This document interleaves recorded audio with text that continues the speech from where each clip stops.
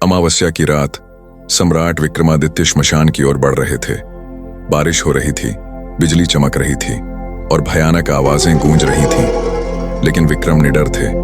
उन्होंने सिरस के पेड़ से लटके शव को उतारा और कंधे पर डाल लिया। तभी वह शव हंस पड़ा। वह बेताल था।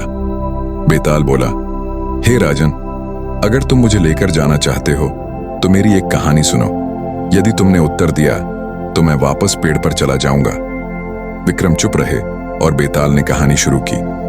बहुत समय पहले अवंतीपुर नामक राज्य में राजा धर्मसेन राज्य करते थे। उनकी पुत्री राजकुमारी चंद्रलेखा अनुपम सुंदर थी, लेकिन उसे एक रहस्यमयी शाप मिला हुआ था। हर पूर्णिमा की रात वह एक भयानक चुड़ैल में बदल जाती थी। राजा ने इस शाप को छुपाकर उसका विवाह पड़ोसी राज्य के राजकुमार अर्जुन सेन से करवा दिया।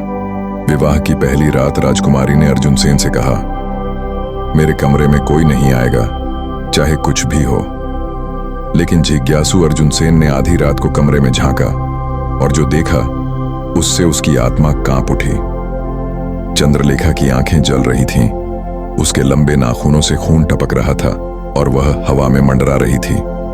अर्जुन सेन डरकर मूर्छित हो गया। सुबह जब होश आया तो चंद्रलेखा सामान्य थी, लेकिन अर्जुन सेन अब उसके पास रहने को तैयार नहीं था। वह राजा धर्मसेन के पास पहुंचा और सारा रहस्य बता दिया। राजा धर्मसेन ने कहा, यदि तुम इस शाप से मुक्ति दिला सको तो चंद्रलेखा तुम्हारी होगी, अन्यथा मैं उसे किसी और को सौंप दूंगा।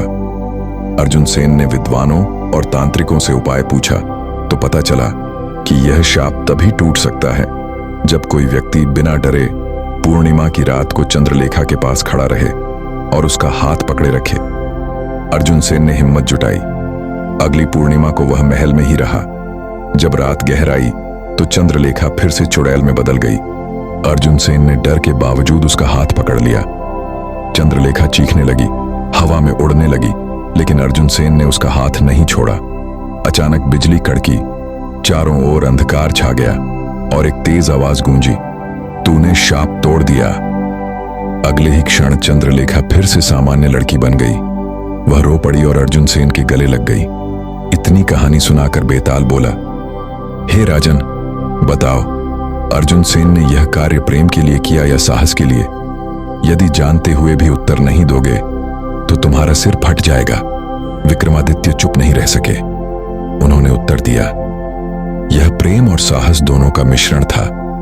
प्रेम ने उसे वहां रुकने का कारण दिया और साहस ने उसे हाथ पकड़कर शाप तोड़ने की शक्ति दी।